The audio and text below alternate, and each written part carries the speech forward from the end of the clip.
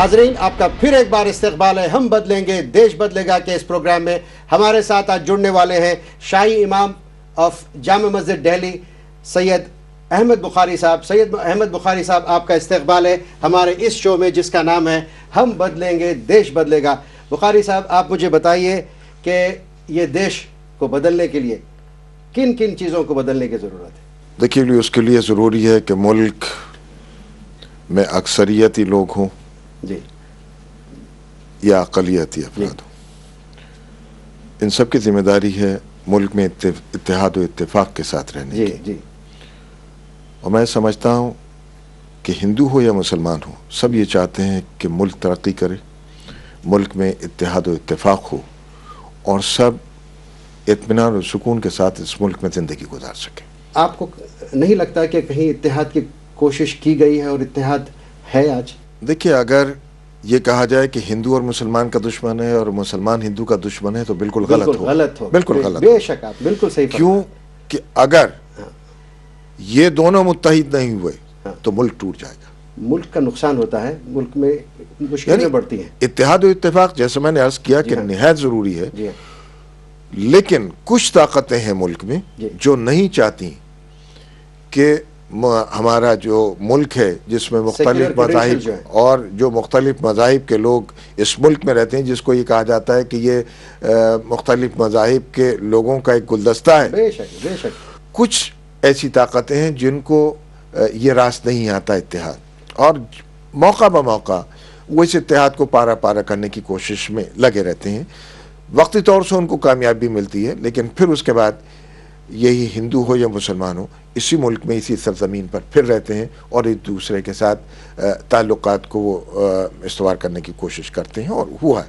آج ایک سوال اٹھتا ہے ہندوستان میں اور پرٹیکولرلی مسلمان اس سوال سے ان کے ذہنوں میں سوال ہے کہ کیا وجہ ہے کہ مسلمانوں کی لیڈرشپ جو کہیں کہیں نظر آتی ہے وہ پوری طریقے سے پنپ نہیں سکتی ہے. آپ کو ایسا لگتا ہے کہ مسلمان کوشش ضرور کرتے ہیں لیکن ان کی لیڈرشپ، ایک الزام ہے کہ leadership in Muslims is missing in India. Do you agree on that? دیکھیے، ہندوستان میں مسلم لیڈرز کی کمی نہیں ہے.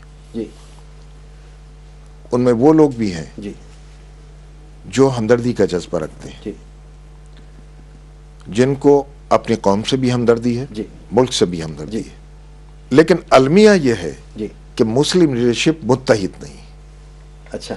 اور مسلم لیڈرشپ میں اتحاد کے فقدان کی وجہ سے جو عوام ہے، جو عام مسلمان ہے، وہ ان سے متنفر ہے. ان کا کہنا یہ بکھراوا ہے اس کا مطلب. جو اگر عوام میں بکھراؤ ہے تو وہ مسلم لیڈرشپ کی وجہ سے بکھراؤ ہے. کیا یہ وجہ اس وجہ سے ہے کیونکہ جیسے ہم دیکھتے ہیں کہ کیرلا میں بہت اسٹرانگ لیڈرشپ ہے مسلمانوں کی، بڑا پریزنس ہے پولیٹیکل. آسام میں بدرالدین صاحب ایک پلیٹ فارم پہ انہوں نے ابھار کر دکھا دیا کہ ہندوؤں اور مسلمانوں کا ووٹ لے کر ایک طاقت بن کر مسلمان کی ایک پولیٹیکل پارٹی ابھر کر آئی ہے. سیکنڈ کانگریس کے بعد انہی کا نمبر ہے. اور بنگال میں بھی ہم نے دیکھا. کیا یہ وجہ یہ ہے کہ لینگویج کی وجہ سے، کیونکہ لینگویج الگ الگ ہیں، خطے الگ الگ ہیں، ان کے جو مسائل ہیں خطوں کے الگ الگ ہیں، اس وجہ سے یہ پلیٹ فارم پہ نہیں آ سک رہے؟ نہیں، دیکھیے، میں سمجھتا ہوں کہ مفادات الگ الگ ہیں، جی. ترجیحات الگ الگ ہیں، اچھا. جس کی وجہ سے لیڈرشپ متحد نہیں ہو پاتی. جی کوئی چاہتا ہے کہ وہ اسمبلی میں پہنچے، جی. کوئی چاہتا ہے کہ میں راجیہ سبھا میں پہنچوں، کوئی لوک سبھا میں چاہتا ہے، کوئی وزیر بننا چاہتا ہے، اور ہر ایک کا کسی نہ کسی سیاسی جماعت کے ساتھ تعلق ہے، ایجنڈا ہے، اپنا ایجنڈا ہے، اور ان کے ساتھ ایک سیاسی وابستگی ہے ان کی.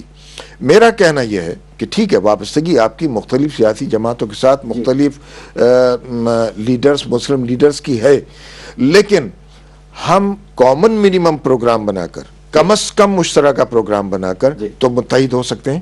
اس پر ہم ایک پریشر گروپ بنا سکتے ہیں، حکومت مرکز کی ہو یا ریاستوں کی ہو، ان پر ہم دباؤ ڈال سکتے ہیں. مثال کے طور پر مسلمانوں کے تحفظ کا مسئلہ ہے، مسلمانوں کو تعلیم کا مسئلہ ہے، مسلمانوں کو روزگار کا مسئلہ ہے.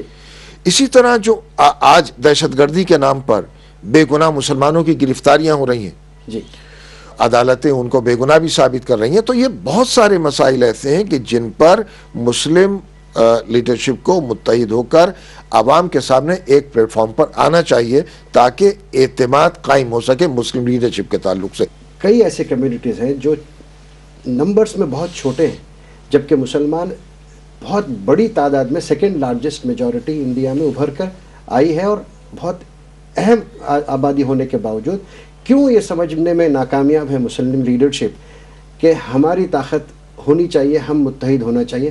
دیکھیں دلتوں نے یہ طے کر لیا کہ ہمارے لیڈر فلاں ہیں, انہوں نے اپنا ایک رہنما تسلیم کر لیا اور اس رہنما نے اقتدار میں آنے کے بعد اپنے طبقے کے لیے, اپنے فرقے کے لیے بغیر کسی کے دباؤ کے جرات کے ساتھ کام کیا اور یہ دکھا دیا کہ لیڈرشپ یہ ہوتی ہے. لیکن جب مسلمان اقتدار میں آتا ہے, کوئی مسلم لیڈر اقتدار میں آتا ہے, وہ وزیر بنتا ہے یا کسی اور عہدے پر پہنچتا ہے, تو پھر وہ یہ کہتا ہے کہ میں مسلمانوں کا لیڈر نہیں ہوں. کہاں تک سچ ہے یہ بات؟ یہ تو بہت بڑا الزام ہے, لیکن یہ لیڈرز وہ ہو سکتے ہیں جو مسلمان ان کے ڈائریکٹلی لیڈرز نہ ہو کے کسی پولیٹیکل پارٹی کے ریپرزنٹیٹیو ہوں, لیکن اس کے علاوہ بھی کئی پارٹیز ہیں, کئی فورسز ہیں جو کام کر رہے ہیں مسلمانوں کے مفاد کے لیے.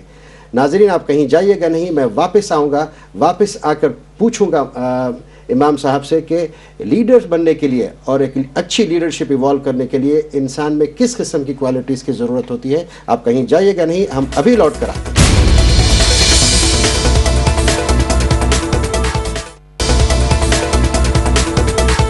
ناظرین آپ کا پھر ایک بار استقبال ہے. ہم بدلیں گے دیش بدلے گا کہ اس پروگرام میں ہم بات کر رہے ہیں شاہی امام بخاری صاحب سے.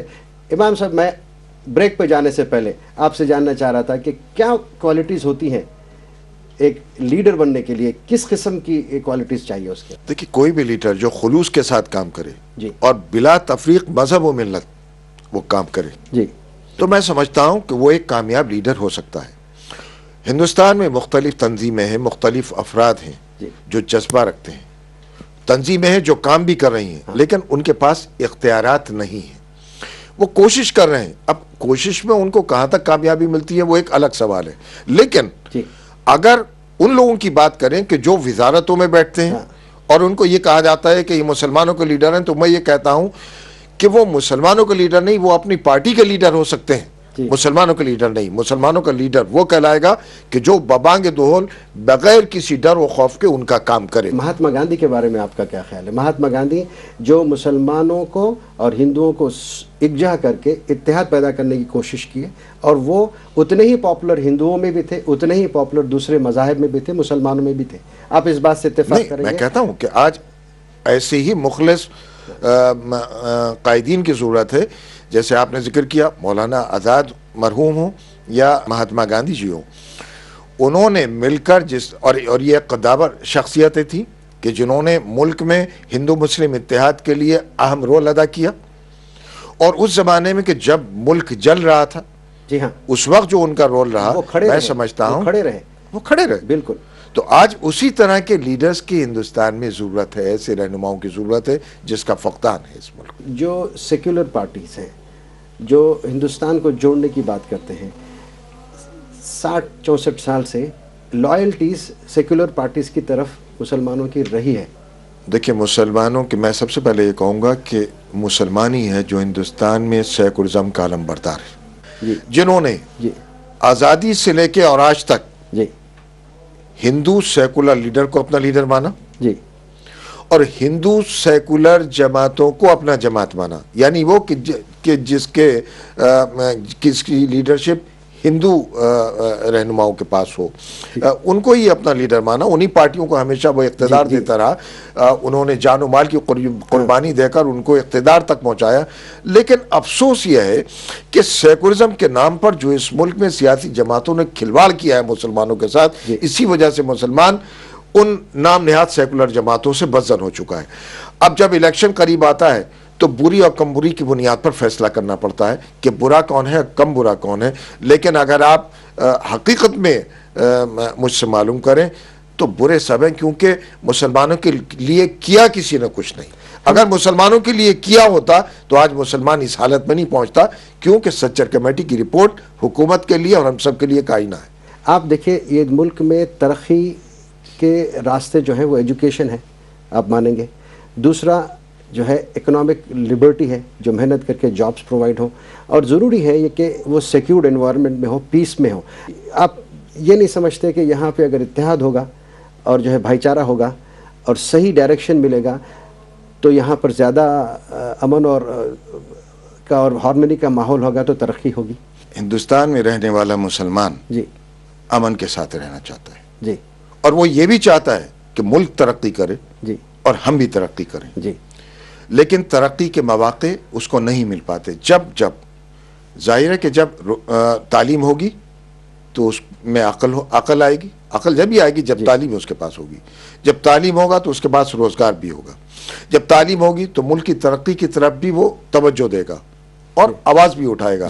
لیکن تمام سیاسی جماعتوں نے جو اقتدار میں آج ہیں یا کل نہیں ہوں، مرکز میں ہوں یا ریاست میں ہوں، مسلمانوں سے یہ کہا کہ تعلیم حاصل کرو، تعلیم ضروری ہے، روزگار جب بھی تم کو ملے گا، لیکن تعلیم سے ہمیشہ دور رکھنے کی انہی نام نہاد سیکولر جماعتوں نے یہ کوشش کی کہاں کہ تک صحیح، مسلمان یہ دور میں رہیں۔ معافی چاہتا ہوں، آپ کو میں یہاں روک رہا ہوں، یہ کہاں تک صحیح ہو؟ دیکھیں آج جو ہے رائٹ ٹو ایجوکیشن بل ہے، ہر پیدا ہونے والا ہندوستانی چاہے وہ کسی مذہب کا ہو اس کا حق بنتا ہے، پیدائشی حق بنتا ہے کہ وہ ایجوکیشن اس کو گورنمنٹ یہاں کی حکومت پرووائڈ کرے، یہ معاشرہ پرووائڈ کرے۔ اس میں کوئی آپ کو روک نہیں رہا ہے آج کہ آپ ایجوکیشن کی طرف نہ جائیں، لیکن اس کے باوجود ملک میں مسلمانوں کے ساتھ امتیاز بڑھتا جا رہا ہے، تعصب بڑھتا جا رہا ہے۔ آج مسلمان اگر تعلیم حاصل کر رہا ہے تو وہ private universities, colleges, universities, engineering college, medical college, polytechnic میں تعلیم حاصل کر رہا ہے، اور اپنی قابلیت کی بنیاد پر وہ روزگار اس کو مل رہا ہے، چاہے وہ ملٹی نیشنل کمپنیز میں ہو یا پرائیویٹ سیکٹر میں ہو۔ حکومت کا کہیں کوئی اس میں تعاون نہیں رہا مسلمانوں کو۔ کئی اسٹیٹس ایسے ہیں ہندوستان میں جہاں پر بہت فوکس طریقے سے بہت کیلکولیٹڈ طریقے سے اور پیشن کے ساتھ حکومت کے مائنورٹی فائنانس کارپوریشنز کام کرتے ہیں، اور جو ہے لاکھوں مسلمانوں کو، لاکھوں مائنورٹیز کے لوگوں کو کسی بھی انسٹیٹیوٹ میں، کسی بھی کالج میں، چاہے پرائیویٹ ہو یا گورنمنٹ کا ہو، ان کا ایڈمیشنز ہوتے ہیں، اور 100% نیچے سے KG سے لے کے PhD تک پوری فیس دی جاتی ہے۔ تو جب ایسی کوششیں ہو رہی ہیں تو ہمیں اس کو سراہنے کی بھی ضرورت ہے۔ دیکھیں نارتھ انڈیا اور ساؤتھ، ان دونوں میں بہت فرق ہے۔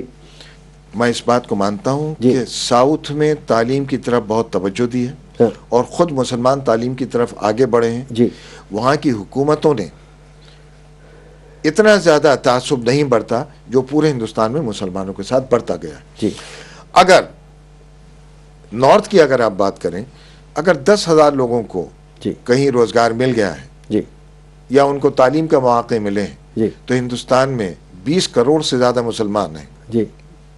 آج مسلمان پڑھنے لکھنے کے بعد بے روزگار ہیں۔ آپ دیکھیں کہ پڑھے لکھے نوجوانوں کو حوصلوں کو پست کیا جا رہا ہے، یا دوران تعلیم ان کے حوصلوں کو پست کیا جا رہا ہے، ان کو دہشت گردی کے الزام میں پکڑا جا رہا ہے۔ آپ کو نہیں لگتا کہ ہم ایک ماڈریٹ ذہن سے، ایک کنسٹرکٹیو طریقے سے اچھائیوں کو اچھا ہوا ہے یہ اس میں تسلیم بھی کریں، اور جہاں برا ہے وہاں پہ ہم جو تنقید بھی کریں؟ آپ کو نہیں لگتا کہ ہماری سوچ اس طریقے سے ہونی چاہیے تاکہ اور اچھائی پھیلے اور برائی کم ہو جائے؟ دیکھیے اچھی چیزوں کو تسلیم کرنے کے لیے ہم بالکل تیار ہیں، جی ہاں، لیکن جب اچھا ہونا ہمارے ساتھ، جب آپ ہزاروں مسلم نوجوانوں کو پکڑیں گے اور تعلیم یافتہ نوجوانوں کو جب پکڑا جائے گا تو باقی نوجوان جو تعلیم حاصل کر رہا ہے یا کرنا چاہتا ہے اس کے حوصلے تو بالکل پست ہوں گے۔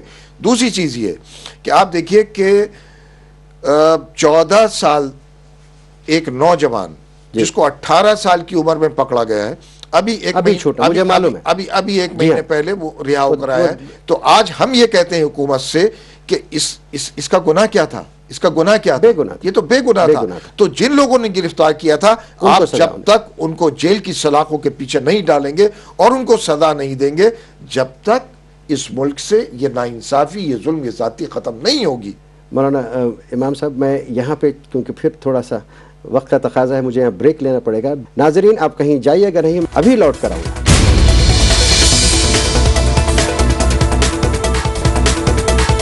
ناظرین آپ کا پھر ایک بار استقبال ہے ہم بدلیں گے دیش بدلے گا کے اس پروگرام میں ہم بات کر رہے ہیں شاہی امام بخاری صاحب سے. امام صاحب میں بریک پہ جانے سے پہلے آپ سے کہہ رہا تھا کہ ہندوستان میں مسئلہ صرف مسلمانوں کا نہیں ہے, یہ مسئلہ ہر ہندوستانی کا ہے, اور ایک 25% ایسی آبادی ہے جس کو ہندوستان میں اپنی روٹی کے لیے سبسڈی کا انتظار کرنا پڑتا ہے. یہ سچائی ہے جس کو ہم انکار نہیں کر سکتے, گورنمنٹ مانتی ہے, سارے ایجنسیز مانتے ہیں. آپ نہیں سمجھتے کہ یہ مسئلہ سب کا ہے؟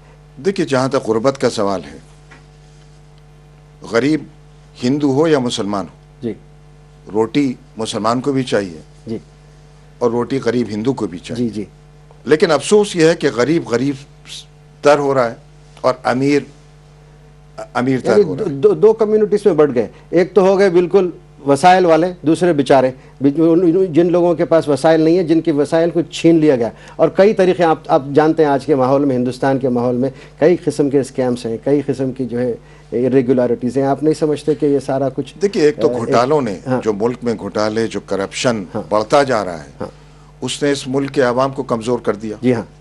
اور غربت اپنی حد کو پار کر گئی ہے. جی ہاں.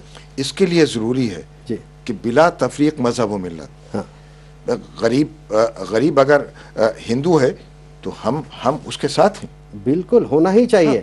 اور غریب اگر مسلمان ہے تو میں سمجھتا ہوں کہ ہندو لیڈرشپ کو اس کو گلے سے لگانا چاہیے, وہ ہونا ہی چاہیے. دیکھیں, میرے والد مرحوم کا بھی دیرینہ خواب تھا, جی, اور میرا بھی ایک خواب ہے جی, کہ ہندوستان میں ہندو مسلمان سکھ عیسائی یہ ختم ہو. جی, ہم ایک شہری کی حیثیت سے جی, ایک دوسرے کے لیے, ایک دوسرے کی مدد کے لیے, جی, ایک دوسرے کے مسائل کے لیے مل جل کر آواز اٹھائیں, تو میں سمجھتا ہوں کہ یہ بہت بڑی کامیابی ہوگی. جی. ہمیں جو خانوں میں بانٹا جا رہا ہے کہ یہ ہندو ہے, یہ مسلمان ہے, یہ سکھ ہے, یہ عیسائی ہے, ان خانوں کو توڑ کے ہمیں باہر آنا ہوگا. ہمیں ہر ایک سے وہی رویہ رکھنا ہوگا جیسے ایک انسان کا دوسرے انسان سے ہونا چاہیے, جو ہمارا دین سکھاتا ہے. دیکھیے, آپ یہ بھی بات مانیں گے امام بخاری صاحب کہ کوئی مذہب, اور اسلام ہو یا ہندوازم ہو, کوئی نفرت کی تعلیم تو نہیں دیتا. اسلام نے برابری کا پیغام دیا, جی, انسانیت کا پیغام دیا, yeah. اور یہ تک ہدایت ہوئی کہ کسی بھی مذہب کے ماننے والوں کو برا نہ کہا جائے, بالکل, ان کے دلوں کو نہ دکھایا جائے. بالکل, میں بھی یہی چاہتا ہوں. جی. لیکن افسوس یہ ہے کہ میری تصویر اس چوکٹے میں لگا کر پیش کی گئی ہے کہ جیسے میں, کس نے پیش کیا؟ مختلف جماعتوں نے, فرقہ پرستوں نے, جی. اور مجھ پر بھی یہ الزام لگایا جاتا ہے کہ میں فرقہ پرست ہوں. اگر ظلم کے خلاف بولنا, ناانصافی کے خلاف بولنا, حکومت کے خلاف بولنا اگر فرقہ پرستی ہے, تو میں کہتا ہوں کہ میں اگر اپنے فرقے کے لیے بول رہا ہوں تو میں اپنی ذمہ داری کو پورا کر رہا ہوں. جی ہاں. یہ فرقہ پرستی نہیں ہے. جی ہاں. یہ فرقہ پرستی نہیں ہے. لیکن کاش کہ ایسا ہو کہ ہم ہندو کے لیے آواز اٹھا سکیں, اور ہندو ہمارے لیے آواز اٹھا سکیں, ہم ایک دوسرے کا سہارا بن سکیں, اور حکومت اور سیاسی جماعتوں کے ضمیر کو جھنجھوڑ سکیں. آپ کی آواز کو سنی جاتی ہے اور لوگ غور سے سنتے ہیں کہ آپ کیا کہہ رہے ہیں. آپ کو نہیں لگتا کہ کچھ, جیسے میں نے ابھی تھوڑی دیر پہلے کہا کہ ابھر کے آنے والی لیڈرشپ, آپ مجھے نام بتا سکتے ہیں ہندوستان میں مسلمانوں میں 5 نام ایسے بتائیے جس کو سارا ہندوستان کا مسلمان ریسپیکٹ سے دیکھنا چاہتا ہے, جس کو اپنا لیڈر تسلیم کر سکتا ہے. آپ بتا سکتے ہیں؟ میں آپ سے عرض کروں کہ میں تو ایک خادم ہوں, اور میں نے کبھی یہ دعویٰ نہیں کیا کہ میں مسلمانوں کا لیڈر ہوں, اور خادم کی حیثیت سے اور ایک مذہبی رہنما کی حیثیت سے میری یہ اخلاقی و مذہبی ذمہ داری ہے کہ میں انسانیت کی خدمت کروں. واہ, ماشاءاللہ ماشاءاللہ. جہاں تک سوال مسلم لیڈرز کا ہے, ہندوستان میں مختلف جماعتیں ہیں, مسلم لیڈرز ہیں. میں بہت ادب کے ساتھ پھر آپ کے ذریعے میں یہ بات ان تک پہنچانا چاہتا ہوں کہ وہ میدان عمل میں آئیں, کم از کم مشترکہ پروگرام پر متحد ہوں. اور یہی نہیں کہ ہم الیکشن سے چند دن پہلے ترجیحات کو سامنے رکھ کر پھر منتشر ہو جائیں, بلکہ وہی وقت ہوتا ہے الیکشن کا کہ جو ہمیں متحد ہو کر آواز اٹھانی چاہیے, اور ہر جماعت کے ضمیر کو جھنجھوڑنا چاہیے کہ وہ ہندوستان کے عوام کے مسائل کو حل کرے اور اتحاد پیدا کرے, اپنے اندر بھی اتحاد پیدا کرے. جب ان میں اتحاد پیدا ہوگا تو میں یقین کے ساتھ کہتا ہوں, خدا کی ذات پر بھروسہ رکھتے ہوئے, کہ عوام میں خصوصاً مسلمانوں میں بھی انشاءاللہ اتحاد ہوگا. اور ماضی میں مثالیں ہیں ہمارے سامنے کہ جب مسلم لیڈرشپ نے متحد ہو کر آواز دی ہے، مسلمانوں نے اتحاد کا مظاہرہ کیا. لیکن میں آپ سے گزارش کرتا ہوں کہ اسی سلسلے کو، اور ہم وہ بات کوشش کریں گے ہمارے اگلے ایپیسوڈ میں، تو یہاں پر اس ایپیسوڈ کو یہاں ختم کریں گے. ناظرین، آپ مجھے عادل محمد کو اجازت دیجیے. خدا حافظ. جے ہند.